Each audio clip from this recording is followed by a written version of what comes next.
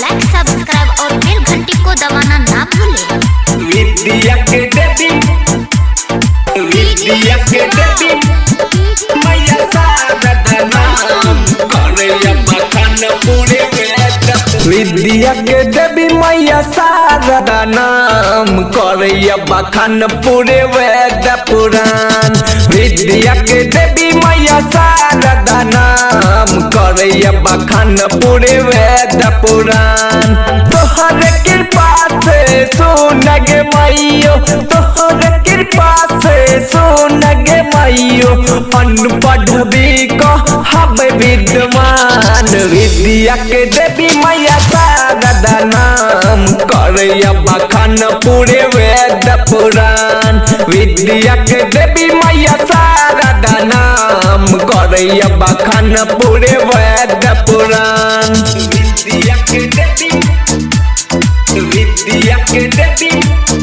मैया सादा नाम करे बखान पूरे वेद पुराण। ज्ञान के देवी तू ही छी मैया, तू ही सूर सवारनी। कर संसार पूजन तोहर माँ, वीणा पुस्तक धारनी। वीणा पुस्तक धारनी, वीणा पुस्तक धारनी। ज्ञान के देवी तू ही छी मैया, तू ही सूर सवारनी। कर संसार पूजन तोहर माँ, वीणा पुस्तक धारनी। करो जन जान तोहर गुणगान, विद्या के देवी तोहर महिमा महान। करे छो बखान देखी वेद पुराण, विद्या के देवी तोहर महिमा महान। करे छो बखान देखी वेद पुराण, विद्या के देवी तोहर महिमा महान। विद्या के देवी मैया सादा नाम करे बखान पूरे वेद पुराण।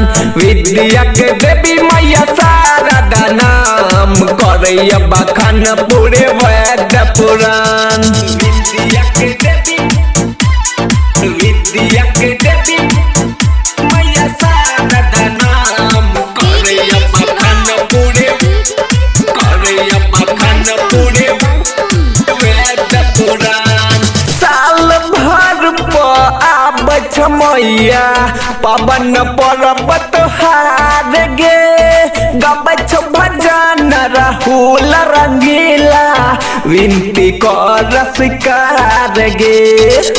विनती कर शिकार गे, विनती कर शिकार गे। साल भर पर आबै छ मैया, पवन पर्वत हार गे। गबै छ भजन राहुल रंगीला, विनती कर शिकार गे। नतमस्तक करै छियो प्रणाम, बेटा बाप मैया तू रखी है ध्यान। बबलू राइटर पमा रखी है ध्यान, करे छ बखान तोहर वेद पुराण।